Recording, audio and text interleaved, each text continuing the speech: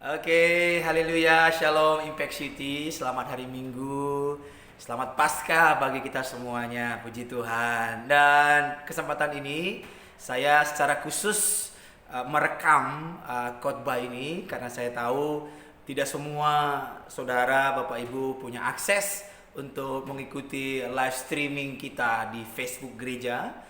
Dan itu sebabnya saya rasa perlu untuk merekamnya. Saya rindu firman ini juga memberkati semua jemaat. Dan saya percaya bahwa hari-hari ini yang kita butuhkan firman Tuhan. Nah, berkenaan dengan perayaan Paskah ini, Tuhan taruh dalam hati saya ada beberapa ayat dari firman Tuhan yang saya mau bagi kepada saudara. Dan ada dua kebenaran yang saya mau bagikan kepada Bapak Ibu Saudara mengenai perayaan Paskah tahun ini, saudara ya. Nah, yang pertama kebenaran yang saya temukan adalah bahwa kebangkitan Kristus itu menjadi dasar dari keimanan kita. Jadi kebangkitan Kristus, peristiwa kebangkitan itu tidak sekedar peristiwa Yesus hidup dari kematian 3 hari lalu bangkit pada hari yang ketiga. Lebih dari sekedar peristiwa seorang itu dihidupkan kembali. Jadi lebih dari sekedar mujizat mati lalu bangkit, saudara. Nah, kebenaran yang pertama yang saya temukan adalah bahwa kebangkitan itu ternyata menjadi dasar dari kepercayaan kita. Nah, dasar dari mana? 1 Korintus 5 ayat 17. 1 Korintus 5 ayat 17 katakan apa? Dan jika Kristus tidak dibangkitkan, maka sia-sialah kepercayaan kamu dan kamu masih hidup dalam dosa.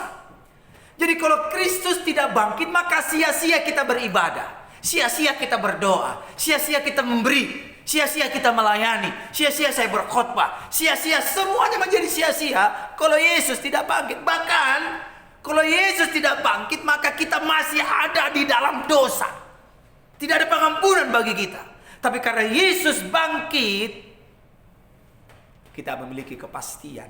Bahkan seorang yang bernama C.S. Lewis, dia berkata, seorang pemuka, dia luar biasa, dia berkata begini, the resurrection is the central theme in every Christian sermon reported in the Acts. Jadi gini, dia berkata bahwa tema kebangkitan Kristus ini menjadi tema utama dalam setiap khotbah-khotbah yang disampaikan oleh para rasul dalam kitab para rasul.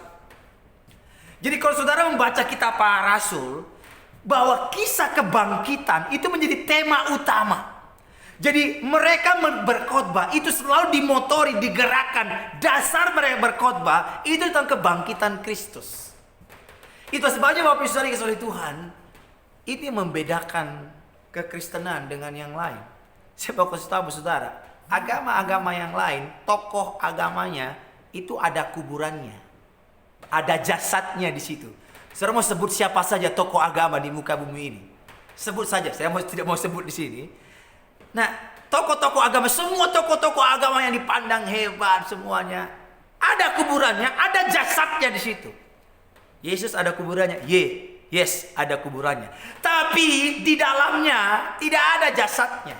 Kenapa? Karena Yesus bangkit. Haleluya. Itu sebabnya saudara, berbahagialah kita. Kita tidak sia-sia menjadi percaya Yesus. Kita tidak sia-sia berdoa. Kita tidak sia-sia melayani. Kita tidak sia-sia memberi, menabur, menolong orang lain. Semua nggak pernah sia-sia. Sebab kenapa? Karena Tuhan yang kita percayai, Tuhan yang hidup. Yes. Dan inilah yang menjadi penggerak motor para rasul. Mengapa mereka walaupun dianiaya, walaupun mereka dikejar-kejar, mereka nggak pernah putus asa. Kenapa? Karena mereka tahu apa yang mereka lakukan itu tidak sia-sia.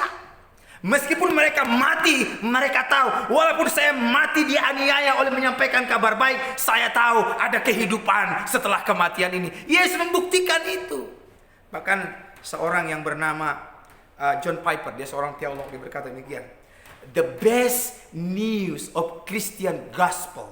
Jadi kabar terbaik, berita terbaik dari Injil is the supremely glorious creator of the universe has act in Jesus Christ death and resurrection. Jadi berita terbaik dari kekristenan itu adalah Yesus bangkit. Dan Yesus bangkit ini saudara, ini yang membawa kita kepada kepastian, harapan akan hari esok. Sebab Dia hidup, ada hari esok. Sebab Dia hidup, ku tak gentar, karena ku tahu Dia pegang hari esok. Hidup jadi berarti sebab Dia hidup. Amin. Kita mempercayai sesuatu yang pasti. Hidup kita berarti, tidak pernah sia-sia sebab Yesus hidup. Itu yang pertama. Yang kedua yang saya mau kasih tahu saudara, kebangkitan Kristus itu adalah kehidupan baru bagi kita. 2 Korintus 5, 15 dan 17. Dan Kristus telah mati untuk semua orang, supaya mereka yang hidup tidak lagi hidup untuk dia sendiri. Perhatikan ini. Tetapi untuk Dia yang telah mati dan telah dibangkitkan untuk mereka. Sebab itu kami tidak lagi menilai seseorang juga pun menurut ukuran manusia. Dan jika kami pernah menilai Kristus menurut ukuran manusia, kami sekarang tidak lagi menilainya. Demikian, perhatikan ini. Jadi siapa yang ada dalam Kristus, ia adalah ciptaan baru. Yang lama sudah berlalu, sesungguhnya yang baru sudah datang. Di dalam ayat 15 katakan apa? Bahwa Dia mati untuk semua orang, supaya mereka yang hidup tidak lagi hidup untuk dirinya sendiri. Jadi kebangkitan Kristus ini adalah sebagai tonggak, sebagai awal kita memiliki kehidupan yang baru. Apa itu kehidupan yang baru? Yaitu kehidupan yang tidak berpusat kepada diri sendiri lagi, tapi kehidupan di dalam Kristus. Nah, itulah sebabnya di dalam ayat yang ke-15, pasal 15 ayat 22 katakan apa? Karena sama seperti semua orang mati dalam persekutuan dengan Adam, demikian pula semua orang akan dihidupkan kembali dalam persekutuan dengan Kristus. Adam itu bicara mengenai dosa masuk ke dunia ini, tapi Kristus, kebangkitan Kristus, kita dipersekutukan dengan Yesus. Jadi hidup baru itu saudara berbicara mengenai kita sekarang ini dipersekutukan dengan Kristus. Kita disatukan dengan Kristus. Itu sebabnya Yesus bangkit, artinya kita bangkit. Haleluya. Yesus mati bagi dosa-dosa kita. Kita artinya kita juga mati atas semua dosa-dosa kita. Dan Yesus bangkit memberikan kepastian hidup yang baru. Jadi sekarang kita ini adalah ciptaan yang baru. Yang lama sudah berlalu. Jadi kehidupan yang kita hidupi ini bukannya kita lagi, tapi Kristus yang hidup di dalam kita. Ini kabar baik buat kita. Perayaan kebangkitan Kristus ini artinya kita sekarang berada bersama dengan Kristus. Kita dipersekutukan dengan Kristus. Kalau kita dipersekutukan dengan Kristus, bersekutu itu artinya apa, saudara? Kita menjadi satu dengan Dia. Ini luar biasa. Dan sebabnya saudara gak pernah sendiri. Tuhan ada bersama dengan kita. Hari ini saya mau berdoa bagi semua jemaat. Arahkan tangan saudara di layar ini. Saya mau berdoa buat kita. Mungkin kau yang sakit, yang lemah, bergumul dengan keuangan, bergumul dengan usahamu. Saya memberkati saudara hari ini. Tuhan, aku berdoa bagi umat-Mu hari ini. Yesus hidup, ada hari esok. Yesus hidup memberikan kami harapan yang baru. Tuhan, aku berdoa biarlah kuasa kebangkitan itu nyata bagi umat-Mu Tuhan. Kuasa kebangkitan itu nyata atas yang sakit, Tuhan sembuhkan. Tuhan, kuasa kebangkitan itu sanggup mengadakan yang tidak mungkin menjadi mungkin, yang tidak ada menjadi ada. Aku berdoa Tuhanlah menjadi nyata atas keuangan, atas kesehatan, atas usaha, atas pekerjaan, atas umat-Mu Tuhan. Kuasa kebangkitan itu nyata atas umat-Mu dalam nama Yesus. Aku berdoa bagi semua jemaat Impact City. Tidak ada yang terhilang dalam nama Yesus.